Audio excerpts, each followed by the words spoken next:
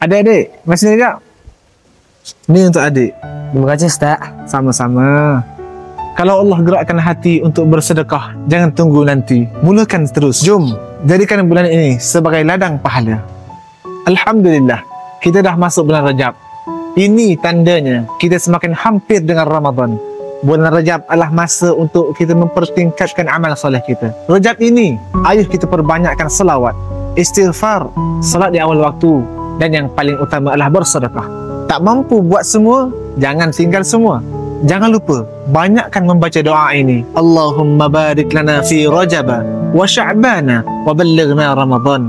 Ya Allah, berkatilah kami di Rajab dan Sya'ban, dan sampaikanlah kami ke dalam Ramadan. Kami di Tahfiz Darul Aman membuka peluang kepada semua tuan-puan untuk membantu kami dalam memberi keselesaan anak-anak pelajar untuk belajar di sini. Tekan donate now di bawah untuk mulakan sedekah pada bulan Rajab.